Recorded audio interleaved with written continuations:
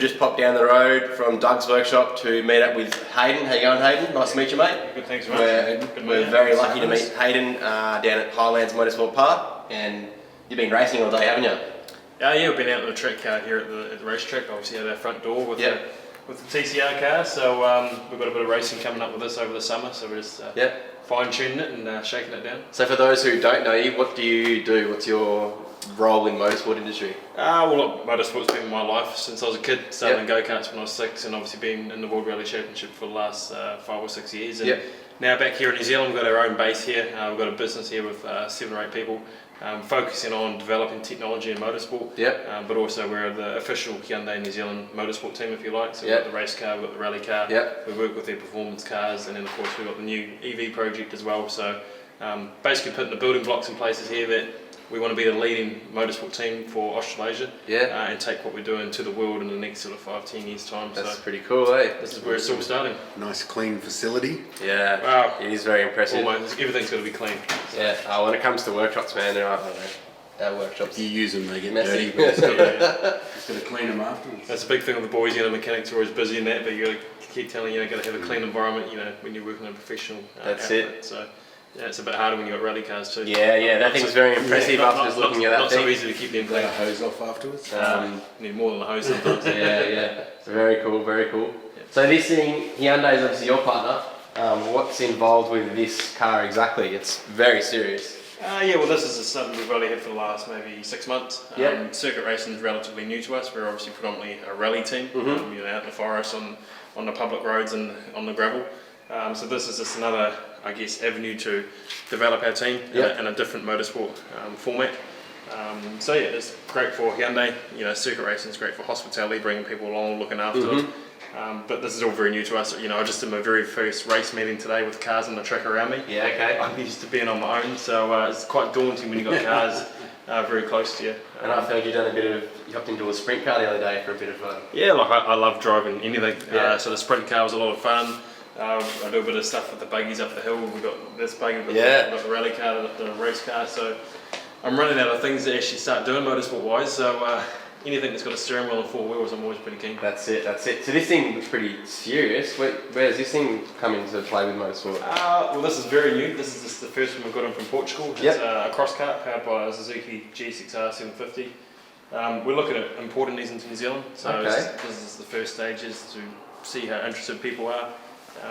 Basically, it's a cheap form of motorsport. This will be set up for club events in New Zealand. 30 grand, you've got a brand new set of wheels like this ready to go, costs next to nothing to maintain. A lot of fun to drive, 14,000 RPM, so nimble, 300 kilos.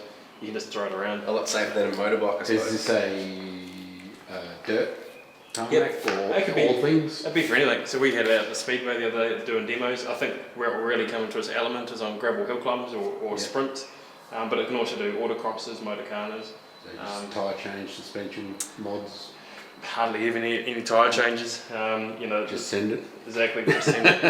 If you blow a motor up, you can probably get another one from the wreckers for a couple grand. So it's just a cheap format of motorsport. I've rolled one of these over in Europe when I was driving one, and just tip it back on its wheels and off you go again. So sweet.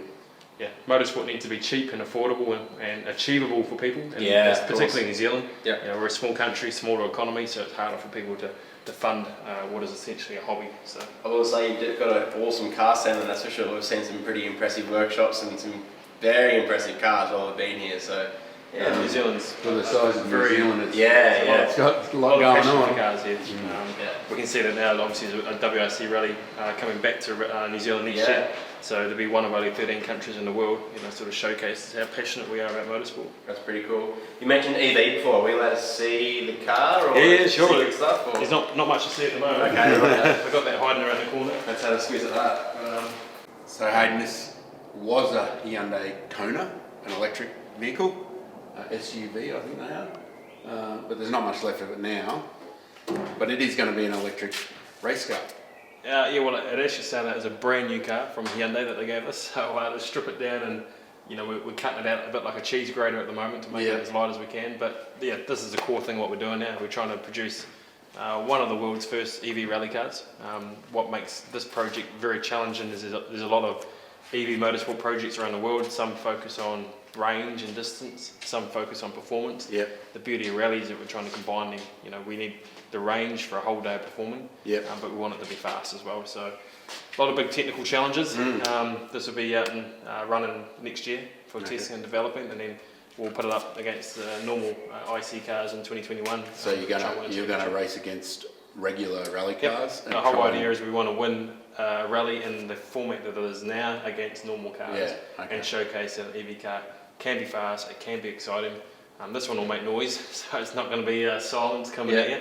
And we need to sort of help try and change people's perception, because whether we like it or not, the world is moving that way. Yeah. I'm a motorhead at heart as well, but you know, I love motorsport, I love driving fast, and you know, as I say, with our team here, we've got to look long term, 10 years time. 10 years time, motorsport's going to be very different, and this is where we have to go. Yeah, huge. You're gonna have to drag me kicking and screaming on it. Well, I'd have to say this excites me a bit more than the average Tesla. When someone said to me 2 years ago, you'll build an EV rally car, I just laughed at them. And it's changed so quickly. But you know, this has got the potential to have 880 kilowatts, so over 1,000 horsepower, instant power. As I say, I love going fast, so it's exciting. Yeah, look forward to seeing it. Yeah, that is very impressive. I think, and it will change a lot of people's perspective, as you said, for you to put this into a normal rally event and to be up against some serious cars with an electric car. People might go, hang on, wow. Yeah, I think also the key thing is that I think a lot of people are a little bit anti-EV because they think it's going to take over everything, but it's not. Yep. It's the top tier of motorsport. You know, for us to be commercially attractive to Hyundai New Zealand, our sponsors, we've got to be in line with the industry, and that's always where the top tier of the sport is. Yeah. The current cars exist, and you know, future IC cars will always exist, and there'll always be a place for them. As we've got 2 of them here, and we'll continue with those. But we've got to stay with the times. We've got to be current. Yeah, that's it. I look forward to seeing it. Yeah. Speaking of time, I know you're a busy man, and I know you just had a massive day Probably racing. So thanks for having us, dude. It's really impressive. Thanks very much. Thanks for having us. No problem at all. I think we've got a bit of a busy schedule ourselves, so Enjoy your travels. Yeah, thank you. Thanks for having us, man. No worries at all. Cheers, man. After yesterday afternoon seeing Hayden Paddon, we've popped over around the corner into the Highlands Motorsport Park Museum. So this is a 45-minute drive from the Queenstown airport, and it's a really a good drive. Yeah, really scenic drive over the way here. Just the scenery is awesome.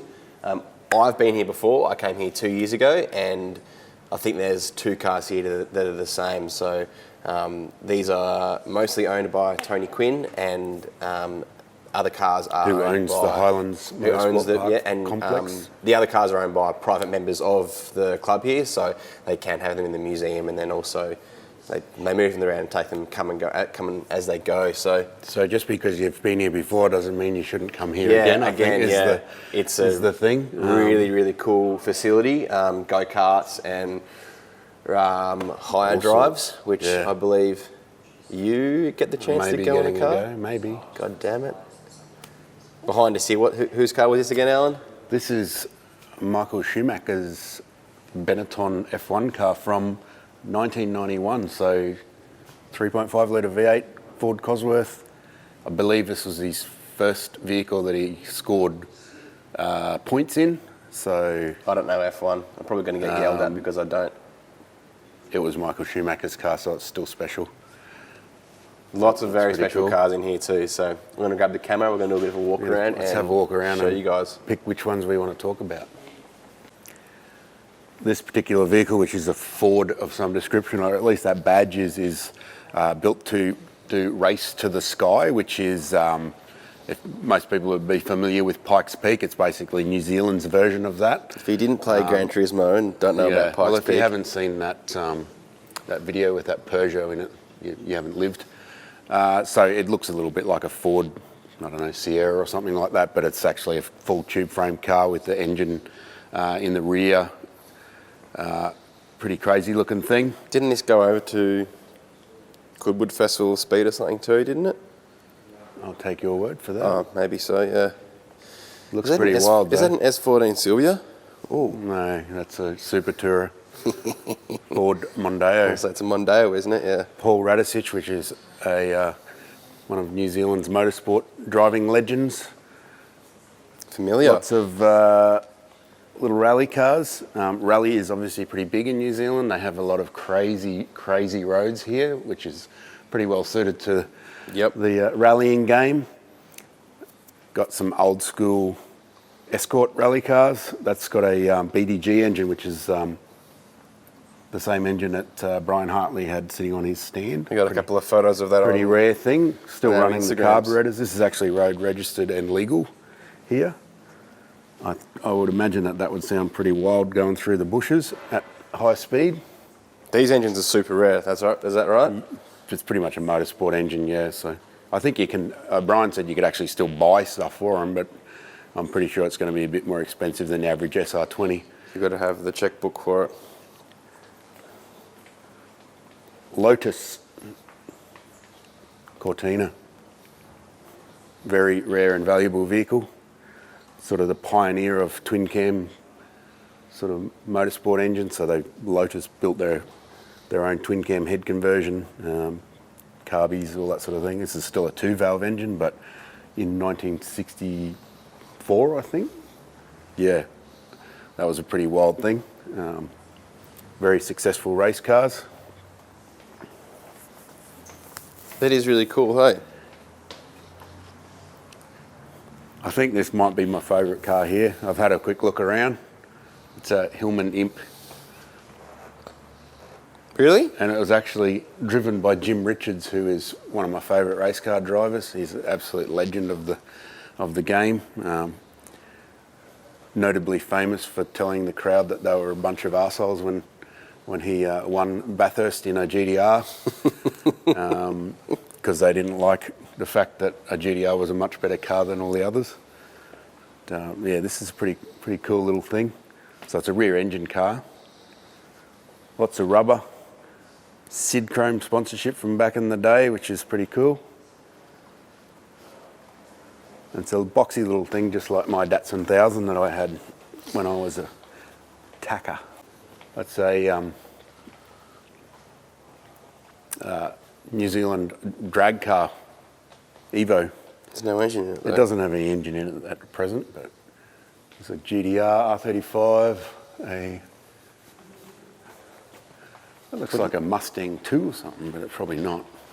I'm going to get yelled at so hard. I got nothing. It's a Ford. We'll get told in the comments what it is. I know we will. My apologies, people. Do you like GTRs? I appreciate the engineering, but I don't really like the look of it or anything, because it looks like a 350Z. Cool. Dodge. Oh, it's one of those big wing things. What are they called again? Big Wang. A Daytona. That's it, yeah. Aren't these like super expensive? Actually, we're in a museum full of like... Yeah. Everything's super expensive. This truck here is so cool. We used to have these, I don't know if they even run them anymore, called Super Truck Racing. So basically get a normal truck and go crazy on it as you do with a race car.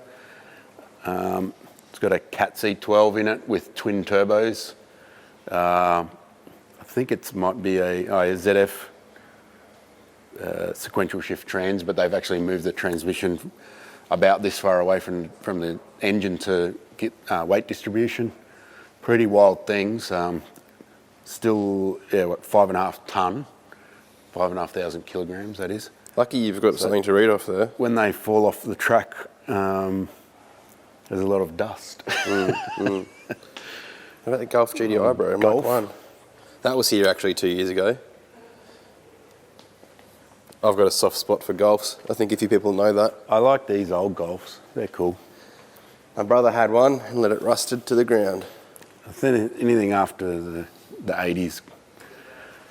It had a 1.8 know and a about 5-speed. It was a 2-door. It wasn't a GTI, but it was a mock-up. It was still very cool.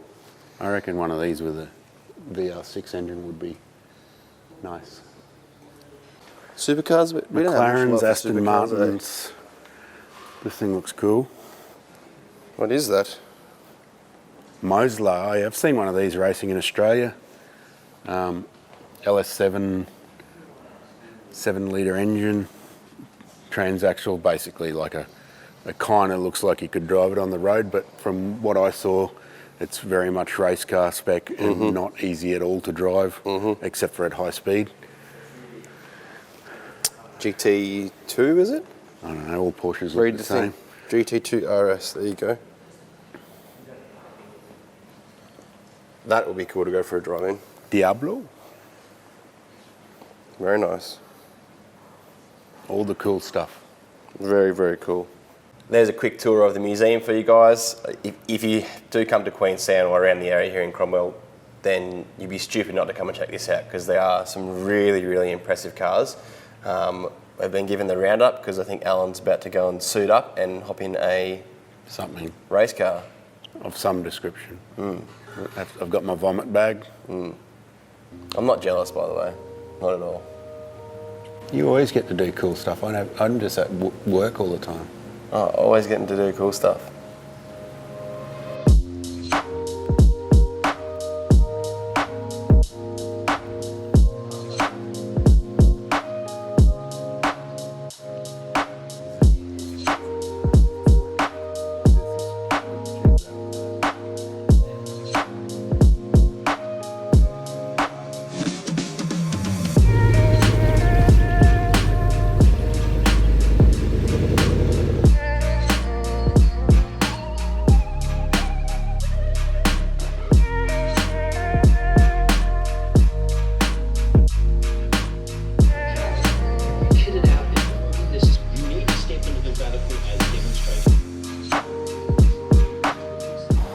How you feeling, bro? Bit nervous. A bit nervous? Just give the fans an idea about how much racing you've done in your past. I've done, today will be probably the first lap. So, highly experienced at not racing. So, scared of a Daihatsu charade, yet you'll hop into... Actually, which car have you picked? Apparently I've got to get into the difficult car because that makes more sense. Yeah, it does. Radical all the way. So yeah, Radical is like a 1500cc Hayabusa based rear drive, probably made out of carbon, so it weighs like 13 kilograms. So apparently it's quite the handful. There you go. So perfect for your first drive. You'll be right.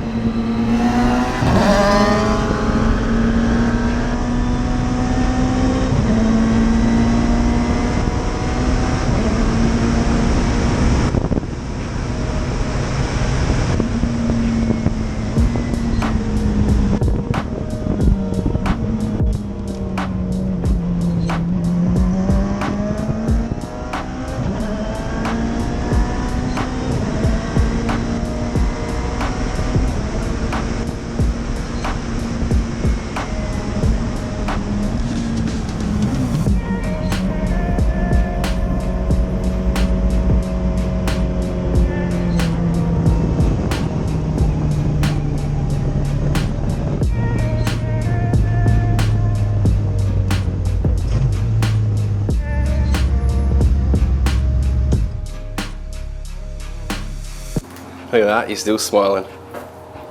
That was pretty cool. Bit of fun? Like a massive overpowered go-kart with massive brakes. So gives you that sort of sensation of lightweight, power, handling, tyres, all that stuff. Even I'm smiling for you.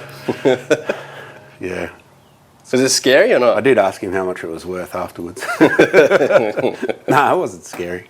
Damon was teaching me through it. He was probably bored because I was going so slow. There was a lot of back to the floor, foot to the floor, foot to the floor. And I was like, ah. No, it was good. I reckon probably another 3 years and I'd be able to put the foot to the floor all the way around. I think we should come back next year, then I can have a Maybe. race instead. Yeah. Yeah. Time trials? I still beat you. Challenge accepted? I don't know about that.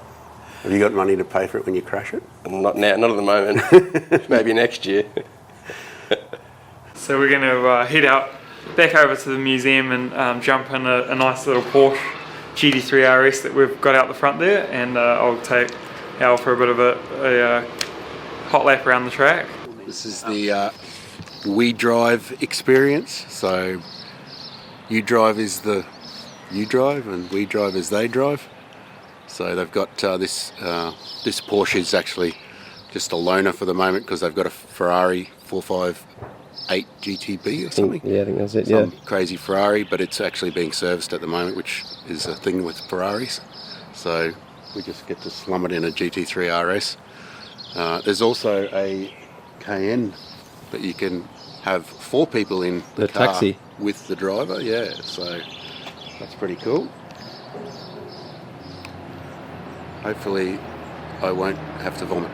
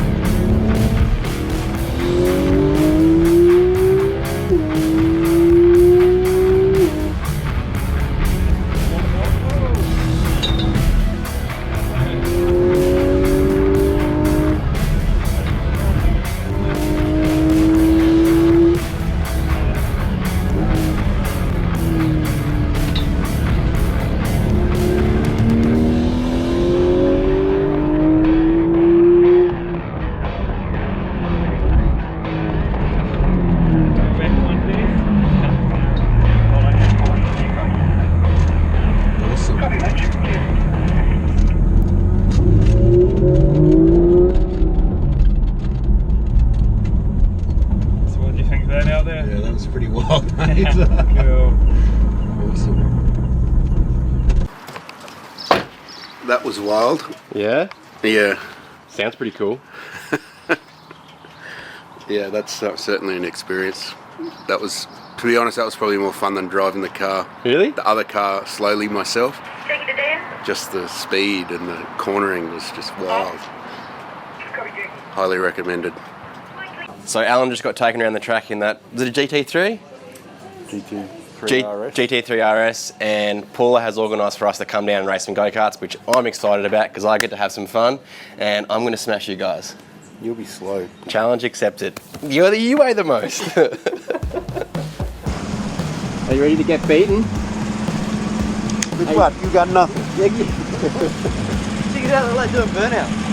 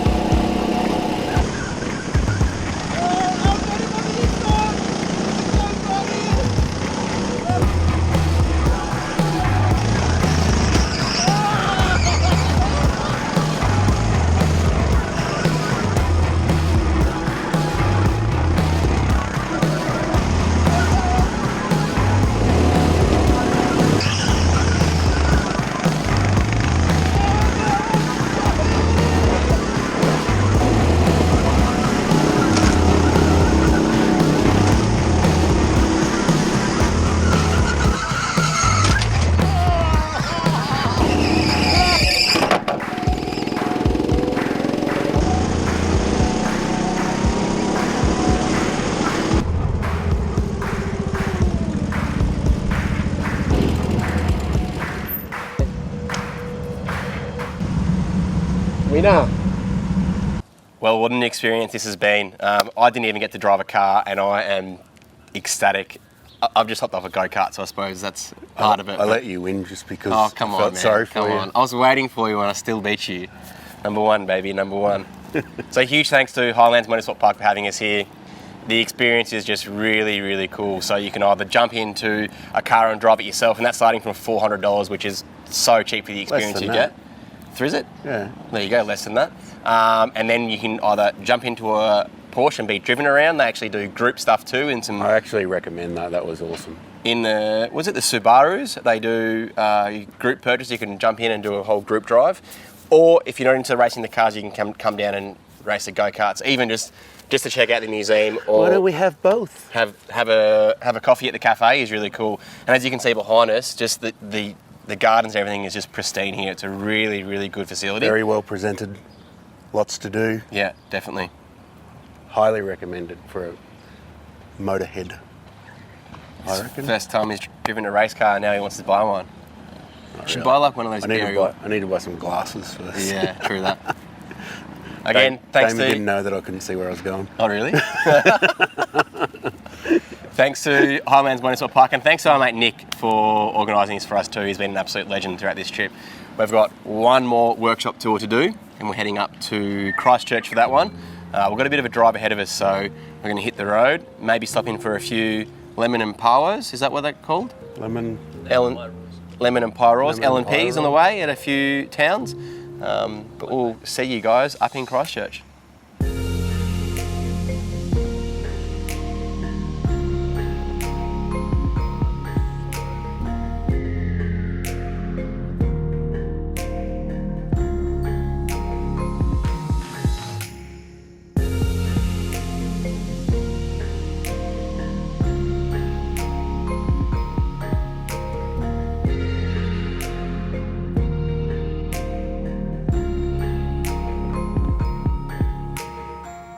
We've travelled 5 hours on some beautiful roads. 5 and a little bit. 5 and a little bit. Between Cromwell and Christchurch, where we now are. And we've come up here to see this man and this company. This is Kelford Cams. Hey, Josh. Al. How are you, mate? Thanks for having us, man. Yeah, cheers, mate. So we've got the high-vis vests on, we've signed the book, and we're going to do a little bit of a workshop tour. So I'm going to get behind the camera. Josh, you're going to wear a mic. and you can Perfect. talk us through what you do here, man. Cool. Easy. Sounds good. You'll have to excuse the noise. This is a operating factory, so we're not going to ask them to turn off the machinery for just for us.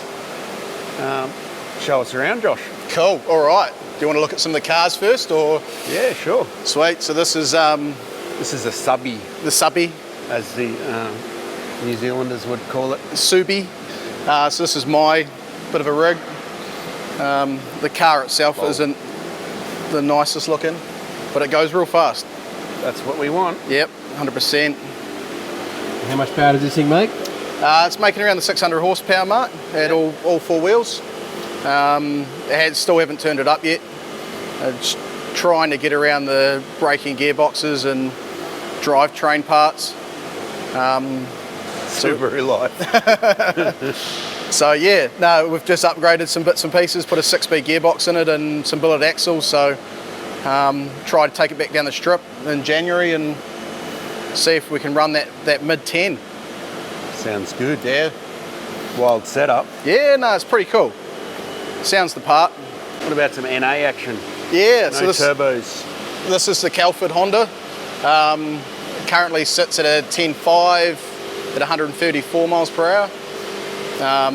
Back in its heyday, about 12 years ago, it held the Australasian record for the fastest NA 4-cylinder. So we're trying to get that title back. Yeah. What sort of engine have we got in there? So it's got an H22A, which is been stroked out, slightly bigger bore to a 2.5 litre. It makes around the 370 flywheel horsepower. Is that a CRX engine? Would it have been in? They come out in the prelude here in New Zealand. Oh yeah, prelude. So we took it out to the drags a few weeks ago and had some gearbox issues. Evidently. Yeah, as you can see in there. So we're just getting that upgraded at the moment. A couple of synchros and a selector. We should be back out in the next drag meet. So, do you want to have a wee look underneath the bonnet? Sure.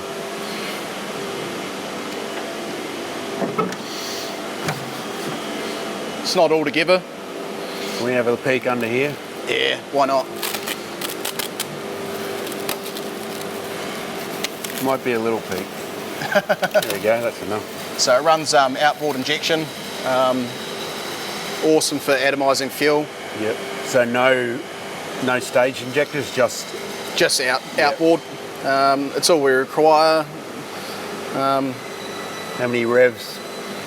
It has currently seen 10,600 on a burnout, but we decided to turn that down a little bit. It was probably just a tad high. Still loves life though. Sounds the part. Yeah, cool. Yeah. All right.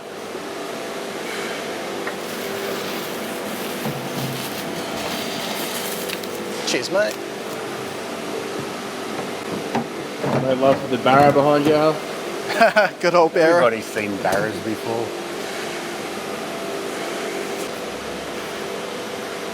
So, Kelford have been making cams for barrows for a long time, apparently, and I did not know that. About How 8 long- years actually. How long's Kelford been making cams altogether? We originally started 1968. Wow. Yeah. The good old days. Old school. Old school. Cortinas and Yeah. all that. Yeah. Originally dirt track racing, a bit of drag racing, and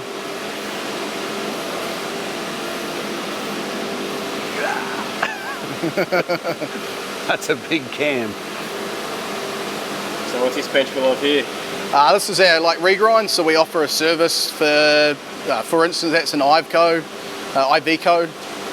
big truck. So we offer her a service for big diesels, good turnaround, repairing. Yep. And then we do a lot of regrinds and stuff for guys all around the world. So that's pretty much what this bench does. It's only a small part of our business. Most of our stuff is manufacturing performance camshafts. Cool. Yeah. Can we have a look at this old school cam grinding machine? Yeah, definitely. Before we look at the new school version? For sure. So this is where camshafts were originally ground on. This is an RB26 cam at the moment. It's kind of like a modified lathe, I guess. No, this is actually a Repco cam grinder. Oh, so started life as a cam grinder. Yep, cool. So this thing here is the master that messes around with the. It moves that in and out, does it? Or We get it going, eh? Yeah, cool. We won't start the wheel up.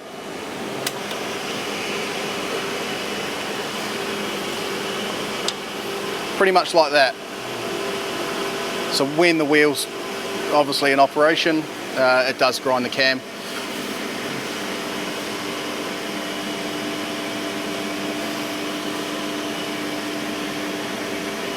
That's cool, man. Pretty simple, Small but things, small minds. yeah. No, that's really cool. So, obviously, you still use it? Yep. Yep. I'd say 10% of our work is still ground on the old cam grinder. They are as accurate as a CNC machine. It comes down to the operator, basically. So you were saying that you, when you take on an apprentice or whatever as a cam grinder, that they have to learn on the old school gear? Everybody starts at the beginning. Yep, at the bottom. Awesome. And it learns the ropes for what we do here. Yeah. Cool. What about some new school cam grinding action? New school stuff. All right, so we have two masterless CNC machines. The new one being the Shout, which was commissioned January this year. This machine allows us to do stuff that a lot of other cam manufacturers can't do. So we have small wheels, so we're able to grind an inverted low, which basically allows the valve train to be more aggressive without hurting parts. Yeah. And these are cast blanks? These are cast blanks. Yep. They've obviously already had their so bearing surfaces done. Semi-finished. Yep. Yeah. So these are ready to go into the CNC machine and grind our sweet lobes on them, you could say. Cool. 1UZ VVTI? Yeah, that's correct. Awesome. Is that your previous? Yep. So that Still operational? Yep, still operational. That'd be pretty old. That's the old girl. Started life in 1990. Obviously. That's changed the company. So we received that in 2004, and that's what's allowed us to expand into, the worldwide market. Yeah. Cool. Toyota. Toyota. It only does 2JZ cams.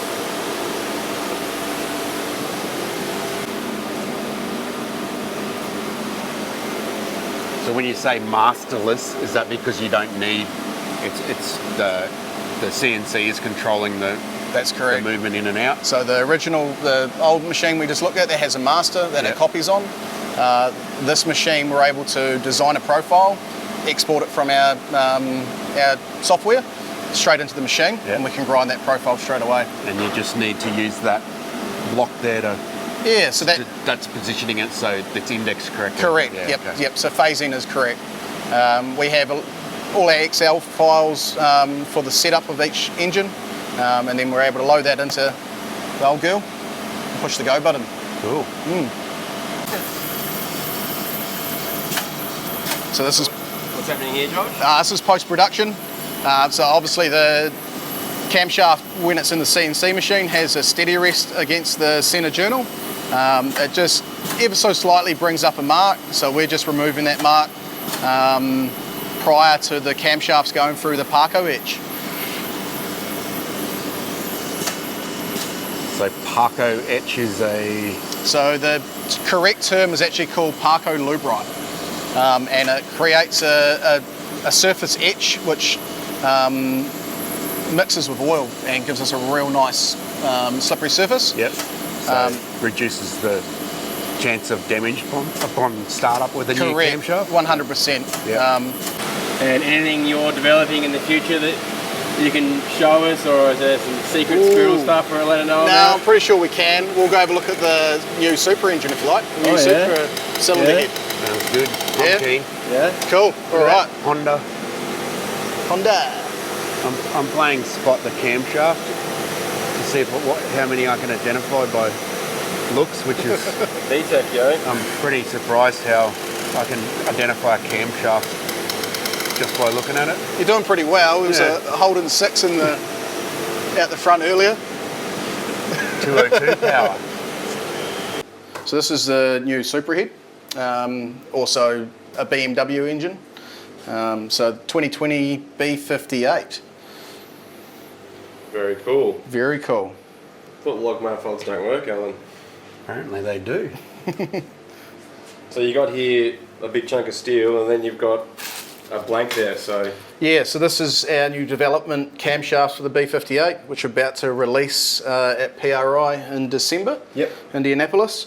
So this is the blank. This is after it's been milled. so it starts like this. Starts like this. Yep. So we use tall steel blanks, so also known as K600. We machine them here in Christchurch, and they go to get heat treated. So everything's done here in New Zealand too. Everything from Kelford Cams is done here in New Zealand. It's cool. Yeah, it's Keeping real cool. it local, man. That's the way.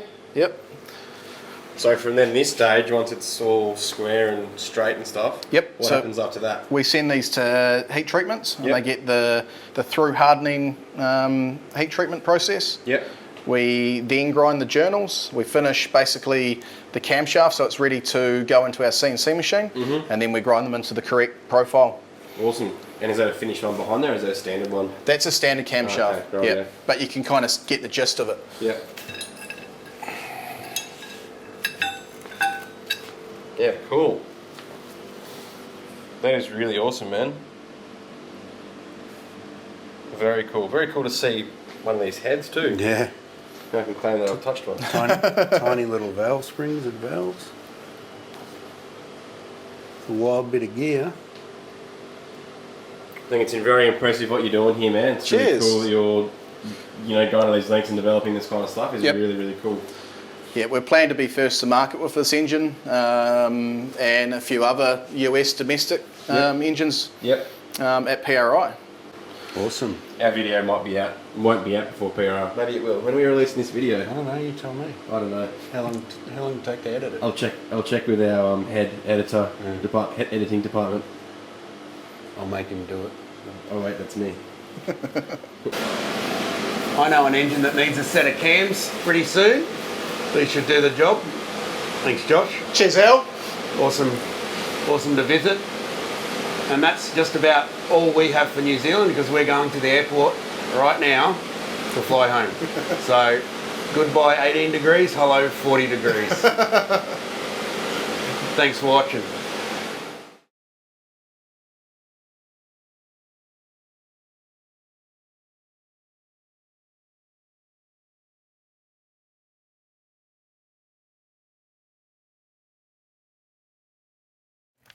Number one, baby. 51.56. Hey! Is that a good time or not? 51.56. It's better than mine, Better than mine. but I did let you win. So no, you didn't. And I cracked my ribs. He's a sore loser. That's what he is. I'm not sore, I got to drive in a Porsche. Yeah, whatever.